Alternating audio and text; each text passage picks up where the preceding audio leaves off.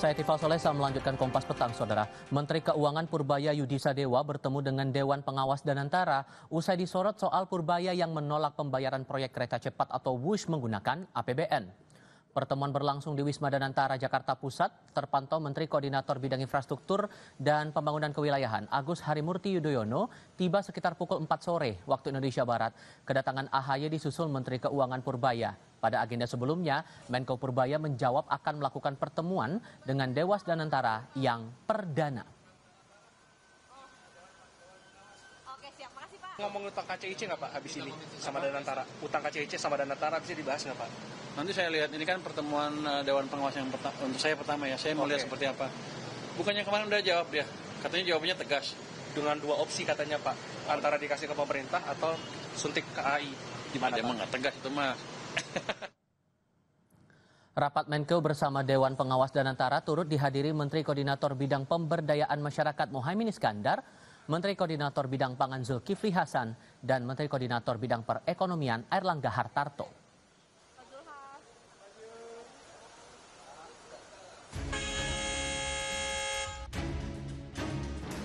Ya, masalah KCIC yang seperti yang disampaikan tadi memang ini bom waktu.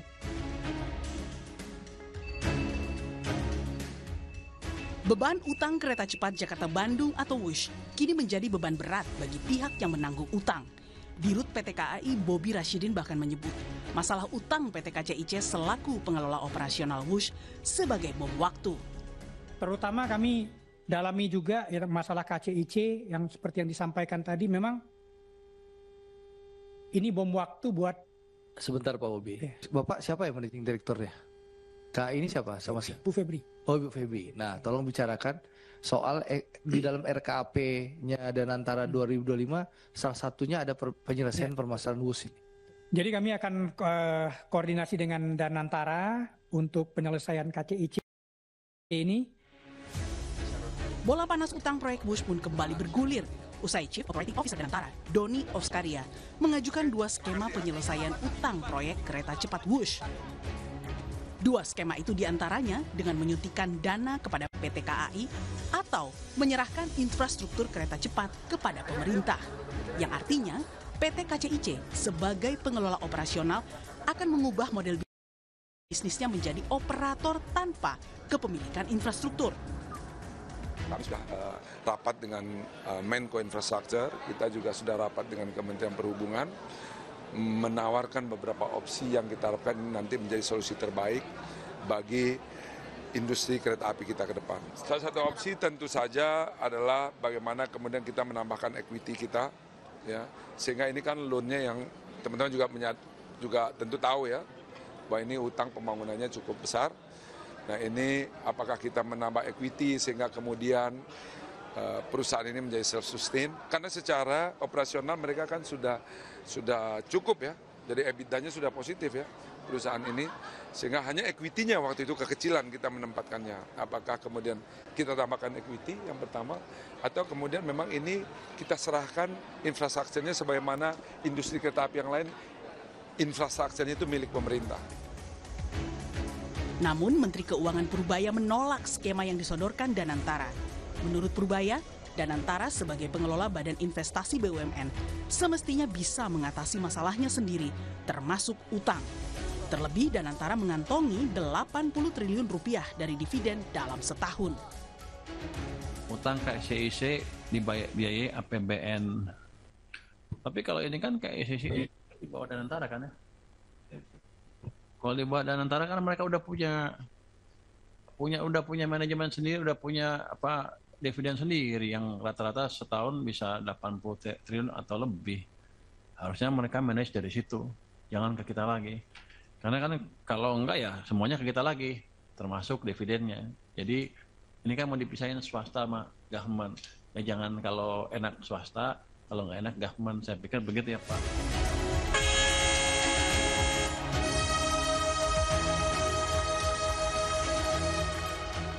Proyek kereta cepat Jakarta-Bandung WUSH merupakan proyek strategis nasional yang digarap sejak 2016 dan resmi beroperasi pada Oktober 2023. Nilai investasi proyek jumbo ini mencapai 7,27 miliar dolar Amerika atau setara 118,37 triliun rupiah. Dari total investasi ini, sekitar 75% dibiayai melalui pinjaman dari China Development Bank. Pada 2024, PT Pilar Sinergi BUMN Indonesia (PSBI) mencatat kerugian sekitar 4, triliun rupiah dan hingga saat ini masih terus berlanjut. Tim Liputan Kompas TV.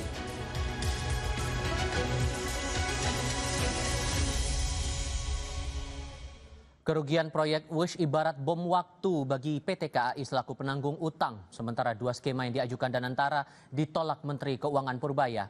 Purbaya menilai masalah utang BUMN seharusnya bisa ditangani sendiri oleh Danantara supaya tak lagi membebani APBN. Lalu siapa yang patut bertanggung jawab atas kerugian WUSH ini? Kami akan bahas bersama dengan para narasumber. Bergabung saat ini pakar kebijakan publik Agus Pambagio dan Wakil Ketua Umum Partai Golkar Ahmad Doli Kurnia. Selamat sore semuanya dengan Tifal di sini, apa kabar?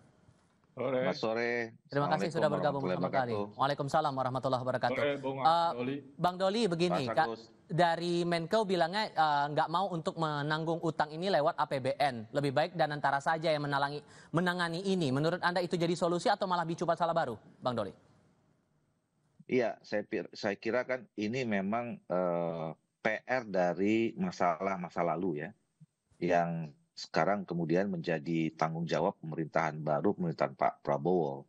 Tetapi kan sebagai sebuah negara, sebagai sebuah pemerintahan, ya PR seberat atau sebesar apapun tentu harus kita cari solusinya, harus ada penyelesaiannya gitu. Nah, tentu ini harus dibicarakan secara terkoordinasi ya. Jadi menurut saya sebaiknya ya Menteri Keuangan, terus kemudian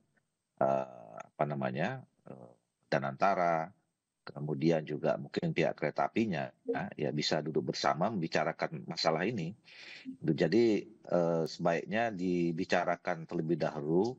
Nah kemudian solusinya itu ya belum ketemu, nggak usah dilempar ke publik dulu kan. Ini kan jadi perdebatan yang ya pada akhirnya nanti banyak orang ikut nimbrung malah nggak ketemu solusinya. Jadi kalau tadi Sorry, saya potong di situ. Karena kan alasannya mengingat KAI bagian dari Danantara, terlebih punya kemampuan finansial dan punya benefit sendiri dividen 80 triliun per tahun, itu yang menjadi alasannya. Menurut Anda Danantara mampu menalangi itu atau justru perlu dipadukan dengan APBN, Bang Doli?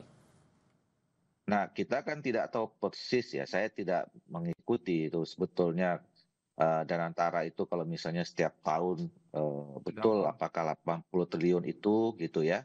Dan kemudian kalau memang benar ada, tentu saya kira kan Danantara juga mungkin sudah punya program-program lain yang juga menjadi sudah ditetapkan sebelumnya gitu. Okay. Nah, apakah kemudian salah satunya ini sudah ditetapkan itu adalah soal WUSH ini, itu kan kita nggak tahu ya. Baik.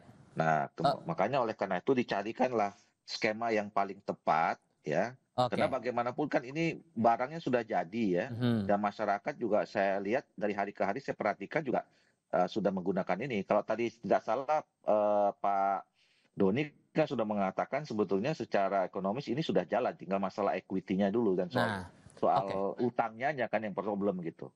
Mengingat hari ini juga ada pertemuan antara Menko dan Danantara, kita coba tinjau dulu laporan terbaru dari tim liputan kami. Sudah ada Fedriska Ananda dan Bondan Wijaksono yang saat ini berada di Wisma Danantara. Setelah pertemuan, Rizka, Menko bilang bahwa Danantara sudah menjawab atas persoalan utang KCIC ini. Jawabannya apa dari Danantara, Rizka? Sudah disampaikan juga oleh CEO Danantara, Rosan Roslani yang juga menjabat sebagai Menteri Investasi begitu ya, terkait dengan skema pembayaran utang dari PT KAI, yang mana ini sebetulnya ada 2 opsi begitu, yang mana ini akan ditangani oleh Danantara ataupun melalui pembiayaan oleh APBN. Namun tadi juga kami mengikuti bagaimana kemudian Menteri Keuangan Purbaya Yudisa Dewa juga setelah melaksanakan rapat dengan PT PLN juga sempat memberikan keterangan di doorstop begitu mengatakan bahwa Purbaya sebetulnya mengatakan Danantara sendiri memiliki eviden yang cukup untuk membiayai hutang dari PT KAI ini sendiri. Dan hingga saat ini juga rapat Dewan Pengawas Danantara masih berlangsung di Wisma Danantara, di mana tadi kalau misalkan kami pantau juga ini tampak sejumlah menteri kabinet, tadi tampak juga Menteri Infrastruktur Agus Harimurti Yudhoyono, kemudian ada juga Menteri Koordinator Pemberdayaan Masyarakat Muhaimin Iskandar, juga beberapa menteri lainnya. Memang tampaknya ini berkaitan dengan menteri-menteri yang berkaitan dengan keuangan gitu ya, untuk menghadiri rapat Dewan Pengawas Danantara pada saat ini.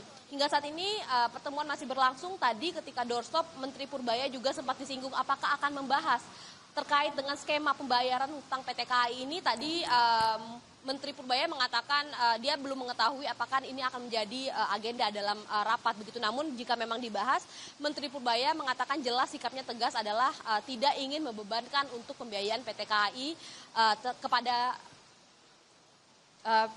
utang tersebut yang akan dibebankan ke APBN, karena memang untuk saat ini juga Purbaya masih fokus untuk melakukan monitoring terkait dengan stimulus yang sudah dilakukan. Jadi memang tampaknya untuk APBN belum bisa ataupun berat begitu untuk dibebankan utang ini untuk ditalangi oleh APBN.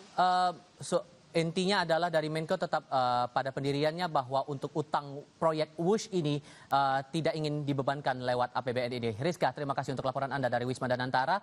Kita lanjutkan diskusi lagi. Pak Agus Pambagio, suara saya terdengar jelas Pak Agus? Ya. Oke, dengan kondisi semacam ini muncul lagi pandangan begini, kalau kemudian dibebankan oleh Danantara dengan benefit dividen mereka 80 triliun per tahun, seolah-olah ada kesan bahwa BUMN lain di bawah payung Danantara ikut kebagian nalangin utangnya si proyek WUSH ini. Menurut Anda ini akan jadi masalah baru atau ya udah betul arahan Pak Purbaya ini jadi solusi? Ya, sangat akan menjadi pembebanan. Kan kita tahu bahwa WUSH itu kan ada 4 BUMN di situ, Kereta Api, Wika, PT P8, dan Jasa Marga. Tadinya yang pegang kendali dan saham terbesar Wika, lalu dibebankan pada Kereta Api. Nah, ketika saya tanya dulu, ini Kereta Api nggak ada uang, saya sudah katakan itu di publik lah, udah 10 tahun yang lalu. Tetapi bilang, enggak, itu nanti lewat APBN, lewat ke KAI. Kan ternyata enggak. Kemarin yang tahun kemarin aja kan ada 6 triliun kalau saya tidak salah, itu pembayaran PTBA kepada KAI untuk pembelian batubara masuk ke sana. Nah, jadi memang kalau menurut saya setuju dengan Pak Menkeu, karena kalau itu dibebani dari APBN, pasti banyak pos-pos yang akan dipotong lagi. Apakah pemerintah daerah atau masyarakat rela? Nah, itu yang saya nggak tahu. Apa mau menerbitkan bond atau mau ngutang lagi? Kita nggak tahu. Nah, untuk itu saya serahkan pada para ekonom saja. Saya bukan ekonom, gitu ya. Kalau kemudian dipadu-padankan, pemerintah punya porsi, dari Danantara punya porsi, bisa jadi jalan tengah. Gimana caranya? Undang-undangnya apa? Kan harus ada underlying-nya. Kan kalau semua 80T dividen sudah diambil, kemudian aset dan segala macam sudah ada di Danantara, ya harusnya persoalan apa yang ada dengan APBA dengan BUMN-nya ya mereka tangani. Tapi persoalannya KAI ini kan karena ketiban aja rezeki yang tak jelas dari Wika lempar handuk putih lalu ke KAI. Nah, semua beban di KAI nggak akan bisa. KAI sudah yang rute Parahyangan sudah ada 3 atau berapa yang dimatikan juga. Tapi secara operasional nggak sanggup KAI. Dan ingat tahun depan sudah akan ada overhaul dari kereta-kereta itu yang akan sangat mahal. Ditambah lagi per tahun 2024 kerugian WUSH ini kan besarannya 4,2 triliun. Nah, sekarang publik, Bang Doli, menyoroti mantan Presiden Joko Widodo yang disebut harus bertanggung jawab atas kerugian proyek ini. Anda sebagai bagian dari partai pendukung pemerintahan Jokowi saat itu meresponnya gimana dengan pandangan ini? Tepat nggak kira-kira? Ya, saya kira kan ini bukan proyek orang per orang ya. Bukan juga proyek satu presiden, kemudian setelah selesai presidennya semua proyek atau program yang sudah selesai itu kemudian dibebankan. Nah, itu yang saya katakan tadi, ini kan sudah menjadi